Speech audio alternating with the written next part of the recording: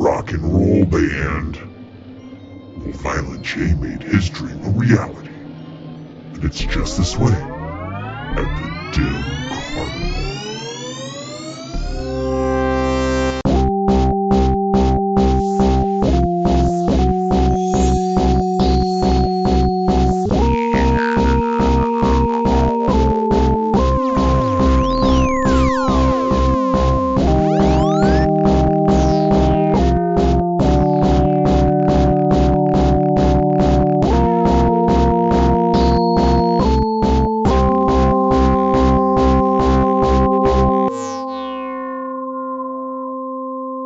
What's up, everybody? Welcome back to the Dim Carnival. I'm Bill. I'm Steve.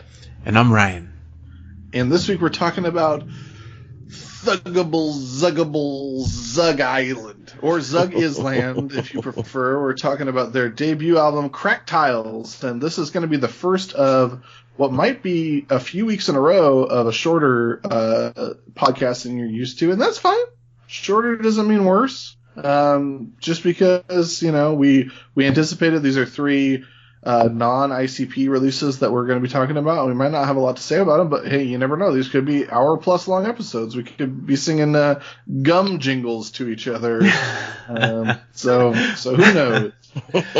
One thing I do want to address before we get to the album real quick is, and we're not going to be going track by track on these either because, there's really no point. But one thing I did want to address, since we last talked about it, we haven't talked about Vampiro yet, have we, guys, on the podcast?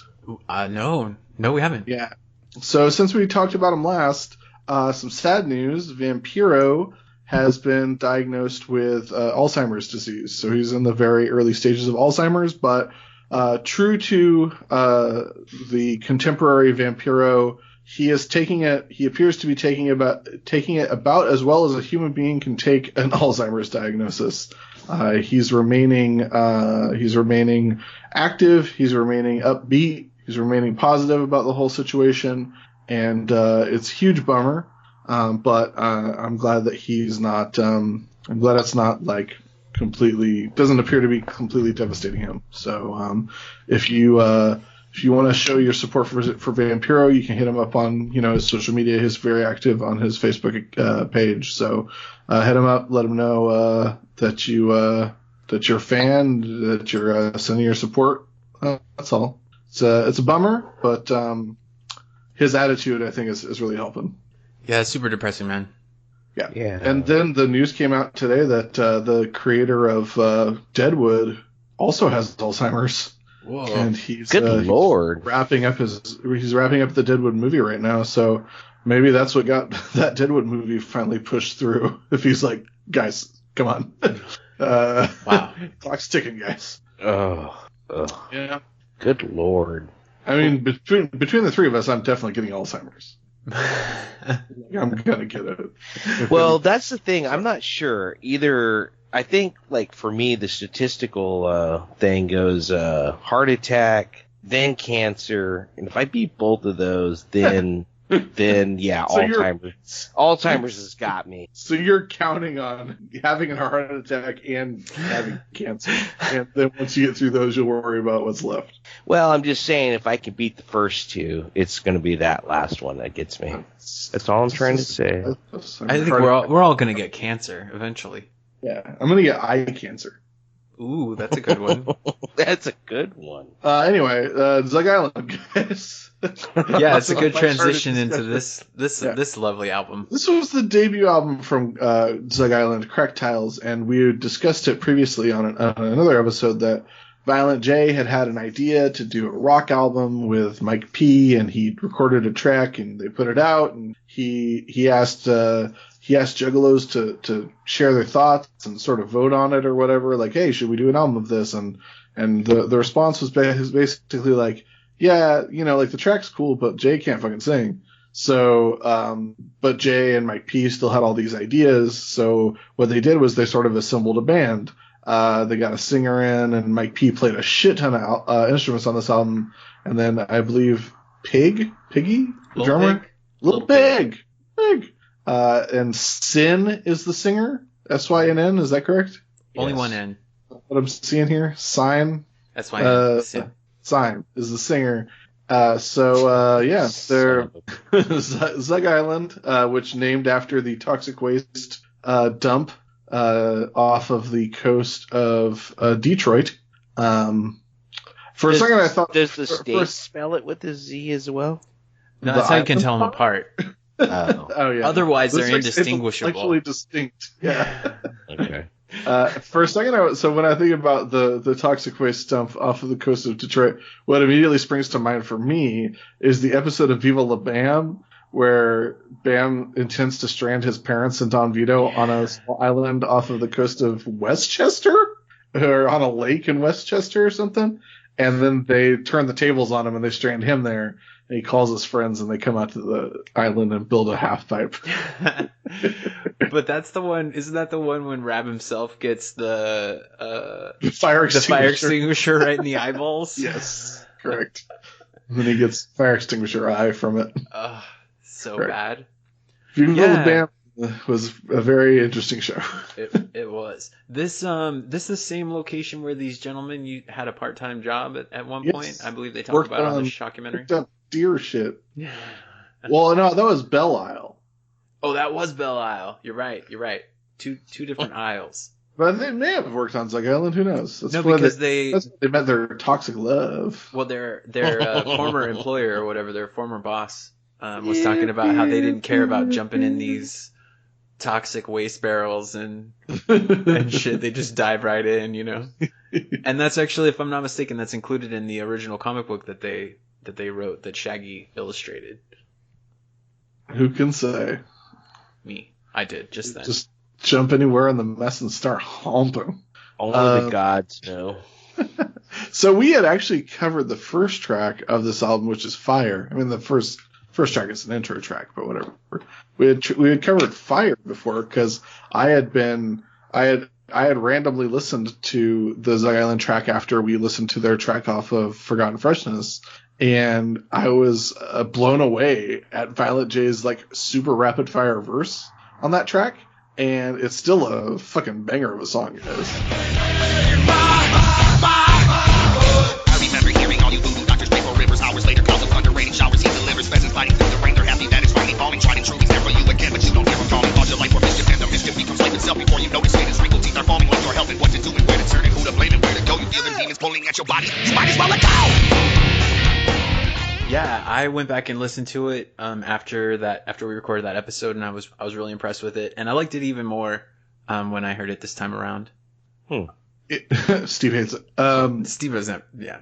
My overall thought about this album is that it, and I think it's probably largely due to the fact that ICP is just all over this album, and also partially due to the fact that the singer that they found to be the singer of Zug Island, like, basically sounds exactly like Violent J if he could sing. Oh my god, isn't it weird?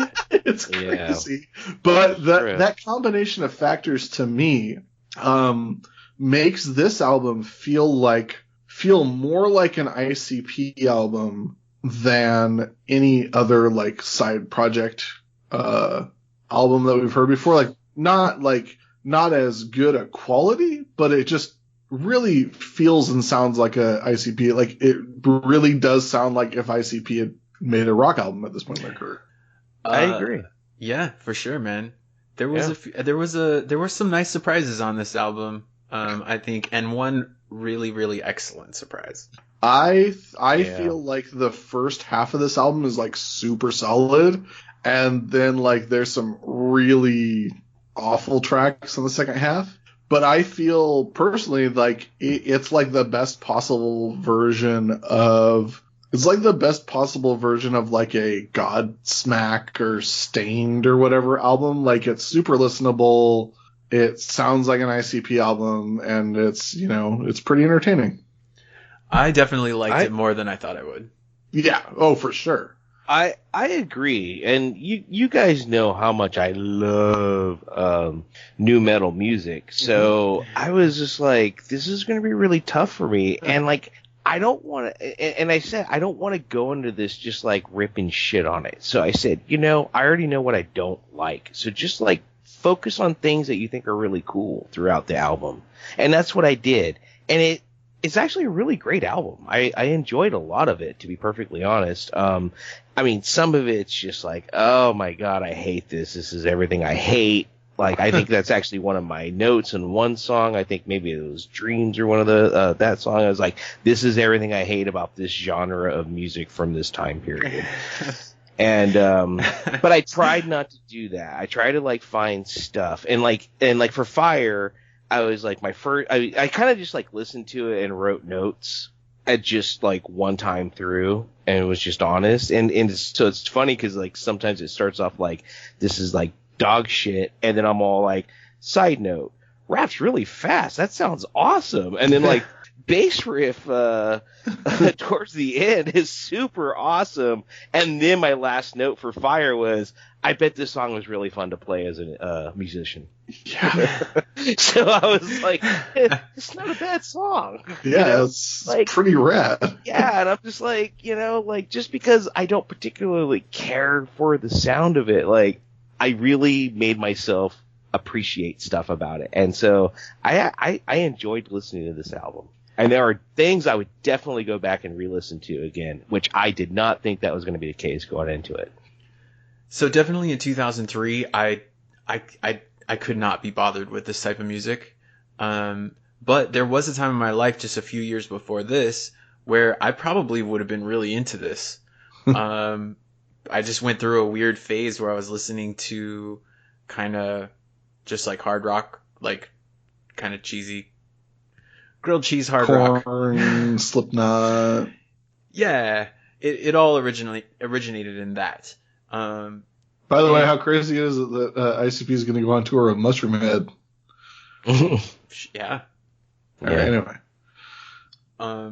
But specifically with this album, the thing that I appreciated with it is that, well, the first thing that I want to say is these guys are just scumbags, right? Like, every song is basically just like an unapologetic, I'm a piece of shit, like I'm a real fucking scumbag, and you either think that that's cool, that I don't care, and you vibe with it, or else fuck you, basically. This album is like if a wallet chain made an album. But like a wallet chain off of one of those long wallets that sticks up out of the back pocket. Has snaps on it. Well, I don't need brutal, man. I don't need to fold my money. I ride a bike. So thank you. I feel like I wrote too many notes on these songs. I want to thank you, Bill, for bringing me back around because I was trying to think about what is this music for, like, and because this is sort of how we do on this show, is to like kind of piece it apart and pick it into little things and try to digest it or come up with some kind of explanation.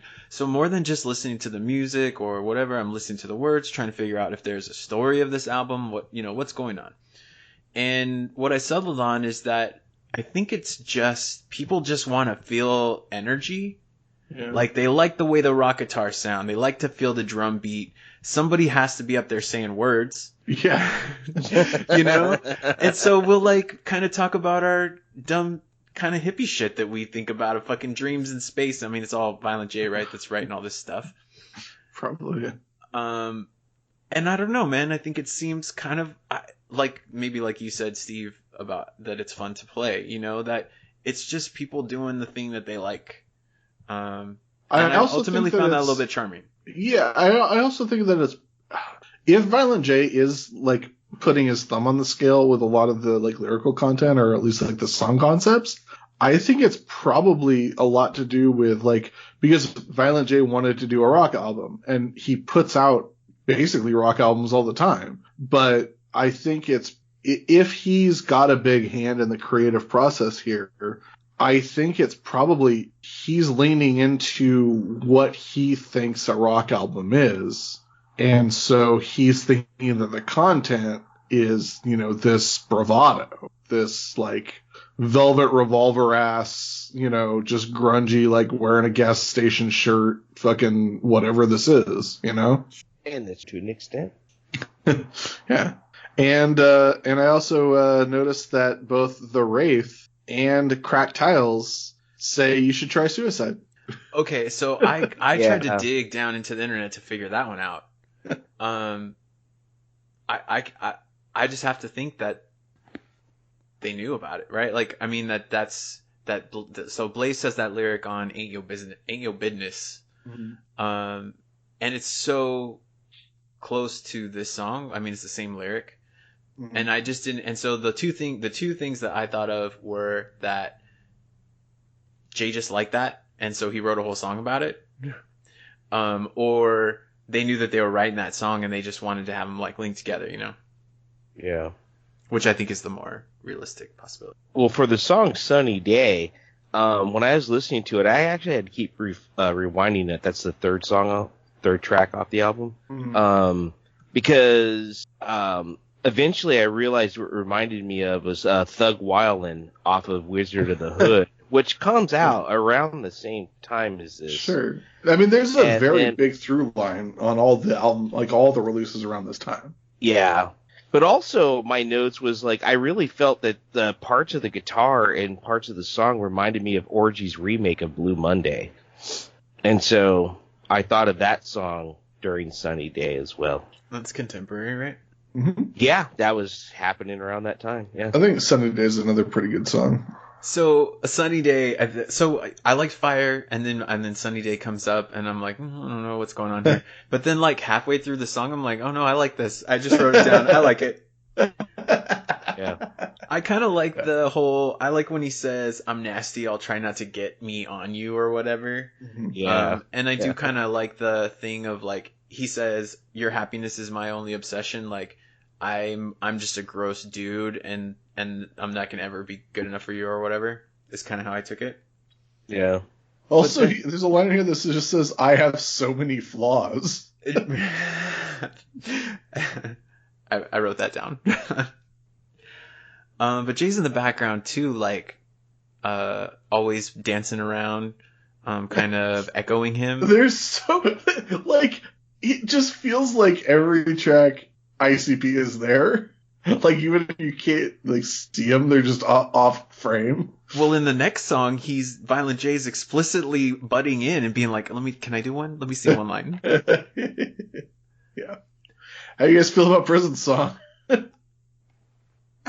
I really think it's charming the way that they're kind of doing it. I think that the content is what's like under the moon, basically. Yeah. But the sound atmosphere is really good. So they're basically in a prison, you know, I don't know, it's like a talent show or whatever inside a prison. So they're like, I'm guessing in like the cafeteria or something, you know, is what it sounds like, inside of some big room in a prison, and all the inmates are there, and at points they're like clapping along or laughing at the jokes, and it's like Sin and Violent J up there with an acoustic guitar singing this song. And when Jay actually does get to sing the line, Sin has a very honest reaction, right? And laughs and chuckles at it or whatever. And I really, really like that moment. I can remember the look in my brother's eyes. Can I do it once? I can remember what's left but another try. Look out. I can remember the heat in the summertime, and I remember. But you mentioned that Sin sounds like Violent J, which is true, and especially, I mean, you can hear it on this song, like when he's sounds doing, exactly like him. Yeah, when he's singing the "I Can Remembers," it's just a like, you know, if Jay had the ability to sing. If Jay could hit more notes. Because he had pitch, basically. Like, Jay can sing. He just can't sing exceptionally well. And I feel like Sin's probably singing down to Jay's level a lot of the time. I don't know how good a voice Sin has. He has a better voice than Jay, but based on this album, I can't tell if Sin is a good singer. He just is a better singer than Violent J, which is seems to be the only metric that we have to go on here. And maybe on the next Zug Island album, if we do that, we'll discover more about his ability. If we do that. But I thought he also sounded like Lane Staley. Yeah, for sure. Yeah, there were times I was confused if it was Jay or that dude Sin, Yeah. and then and there were times I was really just hoping it was Jay, but I knew it wasn't, but I just pretended I did because really it doesn't matter. Right. And It's all the same thing. yeah, It's Schrodinger's singer. yeah. Just don't look in the box. I did see something I think on Twitter today about Sin, and he like married a woman and they have a baby, and he looked very happy and That's cool. like he's in his 50s, and it totally made sense the way he looked, and he was like a nice looking dude too. I mean, like talking crap, like he looked really cool, but he was just in his 50s with like slick back, bleach blonde hair, and he looked exactly like how you would picture him to sing, and it was kind of cool. I imagine a skinny Mike Ness. No, I think he's kind of thick, like kind of muscular. So that was. So it's like, just Mike Ness. Just a Mike Ness size Mike Ness. I don't know what you're talking about. You don't know who Mike Ness is? I do. I just don't remember. Like a don't Jesse remember how- James. I don't remember how thick his chest would apologize. You should apologize. I did like the acoustic silliness of the song. Like, someone's clearly talented, and these guys know how to play their instruments. And I did, like, keep trying to take note of stuff like that throughout the song. And this is one of those where, you I know. think it's Mike P. I think Mike is very talented. Well, whoever it was, like, that was some good stuff. I guess maybe the one criticism that I would have is that, which I don't really feel, but I hear a lot of people say, or at least the other two podcasts that I've listened to that have criticized ICP, is that sometimes they get stuck in a melody or in a particular like rhyming pattern, and they end up doing it for a whole song, or in some cases for like an entire album. And so there's not a lot of variety. Yeah, there's like very little variance on this album. Yeah. Yeah. But it's not a bad thing because it's sort of what they're going for. Well, I just felt like I didn't know why, if I was into this music during those days, why I shouldn't like this as much as like any of the popular bands that were out. You know what I mean? Like I feel like I feel like I probably like this album a lot more than if I were to listen to like a Godsmack album or a Disturbed album or, you know, any of those contemporary albums. Totally. I feel like you're going in with a bias, though. Well, yeah. Rightfully so. That's what we like to call. That's what we like to call around these parts, Steve. Human nature. That's the wrestling business. Well, I was shocked recently because, like, I was just like, something came up a couple months ago, and I was like, what song did Godsmack even sing? And then I looked them up, and I was like, oh, they had like 6 #1 albums and like 15. Like, I thought for sure Godsmack was like a one-hit wonder. But no, they ruled the charts for like many years. They like made more money than like the top 10 bands we love. Yeah, that's really fucking crazy. And like Saliva too. Can't name one song. Yeah. See? Nickelback. Nickelback. Look at this graph.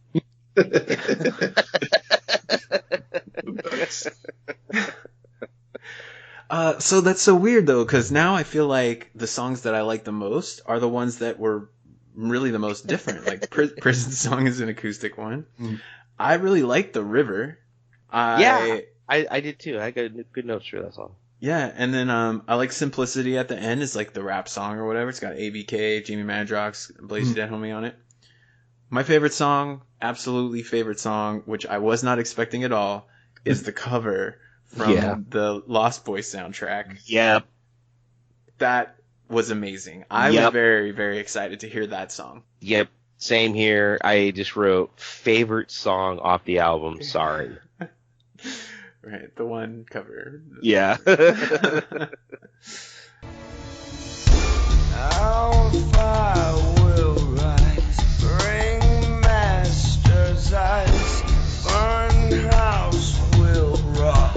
Those boys don't lie.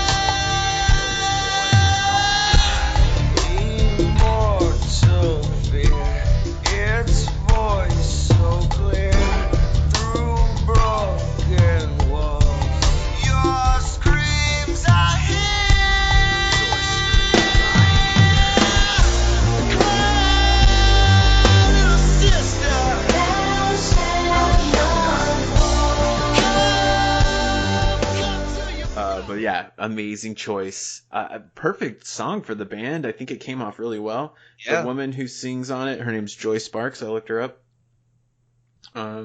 Yeah, it's amazing. Well done, guys. And they Great changed, choice. and they changed, and the lyrics were cool because they were singing about Malenko and all kinds of different Ringmaster. Yeah, it was so cool because they totally turned it into Dark Carnival. Yeah. But it had the feel of the movie. Like, I was very excited about that. Which song was this? Cry. It's Cry, third for. Oh yeah, okay. That explains why it was so familiar. I legit Apparently, Bill did not appreciate the song as much as Ryan. No, I did not. You knew haven't it- watched the, enough Lost the Boys. song sounded familiar. I did not place it that it was a cover. Oh, I started singing along to it immediately. Yeah. I'm sure I Same freaked here. out my girlfriend. Yeah, I've seen Lost Boys once, and if it ain't the sexy sax man, is that the song? No, that's a different song, right? No, It's a different song. Because I would have known that song. If Right. the jacked I fucking still jacked. believe. Yeah, that song rules. I don't know this Cry. You know what? I don't though? know from Cry. What's great is there's a Christian contemporary singer named Russ Taff that covered that song right after the movie came I know out. who Staff is. Yeah, and his version of it is badass. Nice. I really recommend it. Is it better than Greg X Voles? I don't know. That's like, apples and Like oranges. having to choose between. It's like having to choose between Petra and Tourniquet. It's hard to battle against in the heat of the early morning. Well, let me say this about this song. The song's lyrics do not specifically reference vampires. It was composed by McMahon. It was composed before he had Vince seen McMahon? any footage of the film. It was recorded before the composer had been able to see any of the footage of the film. And after hearing the track, director Joel Shoemaker commented, "You nailed my theme song to The Lost Boys. I can't believe you wrote this without seeing a frame of the film." I've had a lot of fun watching it over the years. Lost Boys is outstanding. I'm not disputing it. Okay. It was filmed with Santa Cruz. Yeah, Sure was. Santa Carla. I feel like I said earlier, I enjoyed this album a lot more than I expected to. I feel like the first half is very strong. I feel like there's some, I think Small Town and Hiroshima are both like abysmal songs. Yeah. Small so, Town's pretty bad. Yeah. Well, we don't need to go into it. But there's some stand-up bass in there. Yes, I did make a note of that. It's too bad this song has such bad subject matter. Yeah. Took her to the creek and fucked her in the water. Right after drugging her, that's you can't get informed consent. Yeah, and that's the other thing where it's like a lot of this content is like at odds with like content on the Wraith, and I just feel like maybe it was Violent J being like, well, this is what people expect from a rock album. Gotta have a real hard dick. Put it in places. We're still gonna put some boings in the background of the music, though. Yeah. Also, I can't believe that ICP has a song called Hiroshima. Just kind of weird. It took me a long time to understand what that song was about when I was listening to it. I was listening to it the first time, and I was like, what in the fuck is... What? Why is this song called this? Yeah, it's just a guy who treats his partner like shit, and she gets upset about it, rightfully so, and he doesn't like that. Well, I love Dark Lotus, but she loves The Cure. Right. Cure's really good, guys. Shouldn't be upset. My first two words was Creed Stain. Creed Stain. I like that song. Mm-hmm. There's some dispute on the Genius Lyrics page for The River, and I'm curious what you guys think he says in the chorus. He says either do you think he drank the river water, or do you think he didn't?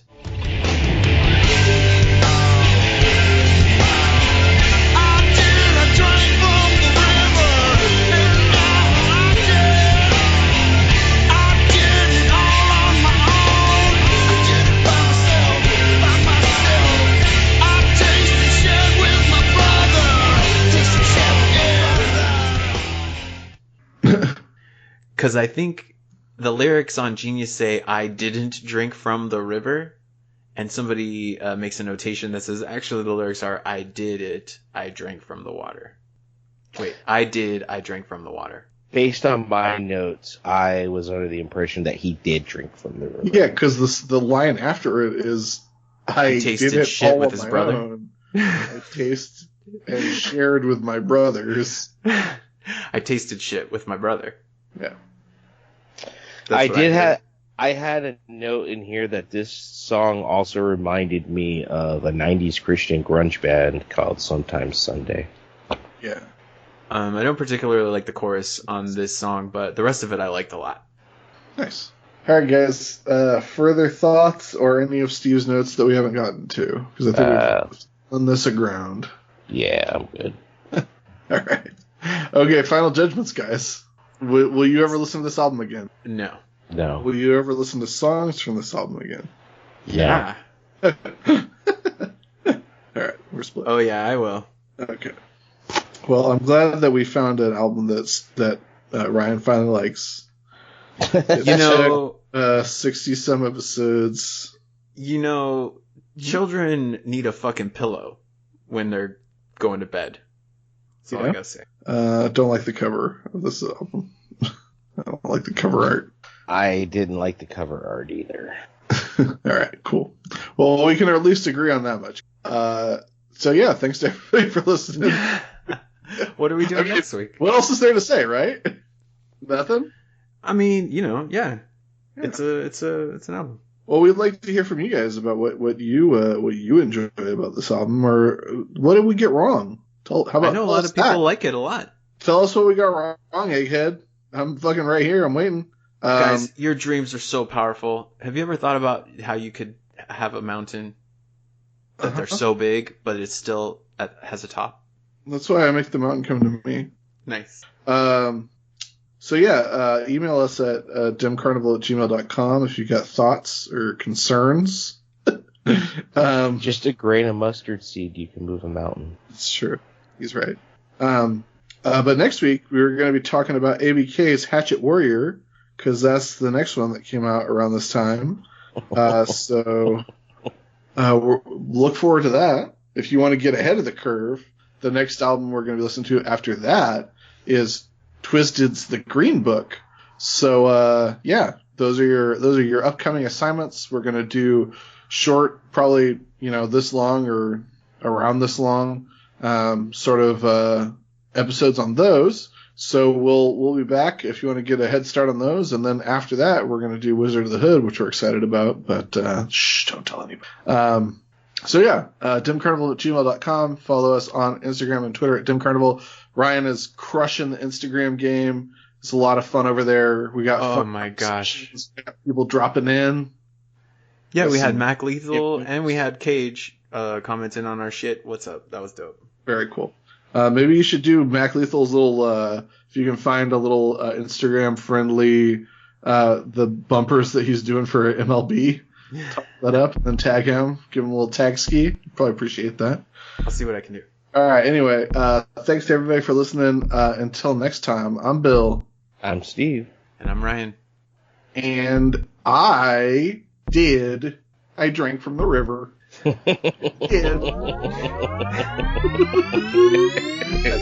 was me.